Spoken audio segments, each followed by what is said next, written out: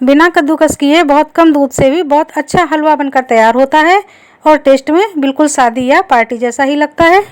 तो चलिए फटाफट बनाना शुरू करते हैं। तो फ्रेंड, आज मैं बिना कद्दूकस किए हुए गाजर का हलवा बनाऊंगी। ये 1 किलो गाजर है। इनको हमने धोकर अच्छी तरह से साफ़ कर लिया है। अब हम इनको छोटे छोटे टुकड़ों में काट लेते हैं। तो अब हम लेते हैं कुकर और इसमें कटी हुई सारी गाजर को डाल देते हैं। हमारे पास 300 ml दूध है, तो आज मैं 300 ml दूध में 1 किलो गाजर का हलवा बनाकर आपको दिखाती हूँ। तो ये 100 ml दूध है, 1 कटोरी, इसको डाल देते हैं। बहुत ज़्यादा दूध नहीं डालना है क्योंकि जब सीटी बजेगी तो दूध ऊपर आ जाएगा, इसलिए हम इतना ही दूध डालते हैं और गैस पर चढ़ा देते हैं। फ्लेम लो टू मीडियम है और अब हम 4-5 सीटी आने तक गाजर को पकाएंगे। उसके बाद हम कुकर को खोलकर देखेंगे। तो 4-5 सीटी हो गई हैं, कुकर ठंडा भी हो गया है। तो चलिए अब हम खोलकर देख लेते हैं। आप देख सकते हैं गाजर एकदम नरम हो गई है और जो दूध है ये पनीर की तरह फटा फटा ऊपर आ रहा है।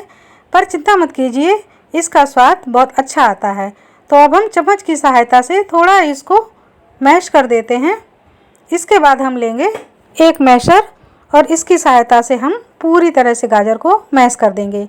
ये इतनी सॉफ्ट पकी है कि आराम से मैश हो जाएगी। तो ये देखिए बिल्कुल पाव भाजी की तरह ही गाजर भी मैश हो गई है। आप देख सकते हैं, लगता ही नहीं है कि हमने इसको कद्दूकस नहीं किया है। तो अब हम कुकर को उतारते हैं और गैस पर चढ़ाते हैं एक पैन। इसमें हम 2 से 3 टेबल स्पून घी डालेंगे।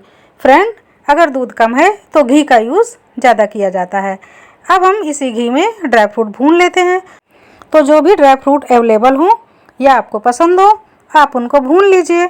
यहाँ पर मैंने काजू, बादाम और अखरोट को भून लिया है। अब हम इनको निकाल लेते हैं। अब इसी घी में हम उबली हुई गाजर को डालेंगे जो हमने मैश करके रखी हुई थी और इसको हम भूनना शुरू करते हैं। आप देखते रहिए कि भूनते भूनते गाजर का कलर कैसे धीरे धीरे चेंज हो रहा है।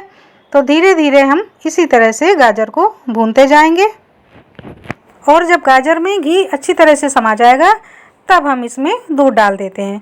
तो ये सिर्फ 1 गिलास दूध है, 200 ml। इसको हम डाल देते हैं और चलाते हुए फिर से भूनना शुरू करते हैं। फ्रेंड, अगर आप कम समय में हलवा बनाना चाहते हैं तो हमेशा चौड़े तले वाली कढ़ाई या पैन का इस्तेमाल कीजिए। इससे हलवा बहुत जल्दी बन जाता है। तो अब दूध सूख गया है। अब हम इसमें 1 छोटी कटोरी और वज़न में 100 ग्राम चीनी है, इसको डाल देते हैं। चीनी हम ज़्यादा नहीं डाल रहे हैं क्योंकि गाजर में मिठास होती है और घी में भी मिठास होती है। दूध हालांकि कम है लेकिन ये सब मीठे ही होते हैं। तो इसी तरह से भूनते हुए हमें इसको सुखाना है। आप देख सकते हैं लगातार भूनते हुए कलर भी चेंज हो गया है और गाजर सूख भी गई है। तो इस स्टेज पर हम ड्राई फ्रूट डालेंगे।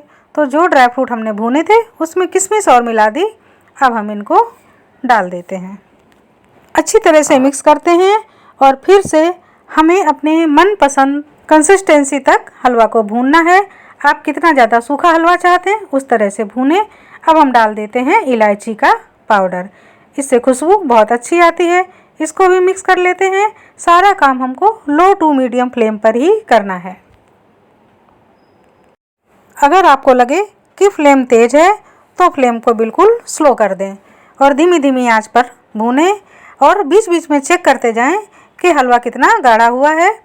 तो ये देखिए हलवा पूरी तरह से सूख भी गया है और घी किनारे पर भी आ गया है। तो अब हम करते हैं फ्लेम को बंद और हलवा को ठंडा करके बाउल में निकालते हैं।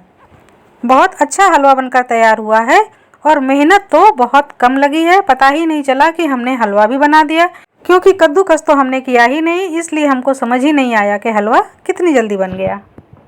लेकिन ये हलवा वाकई बहुत टेस्टी बना है। इसको आप 1 हफ्ते तक आराम से फ्रिज में रख सकते हैं।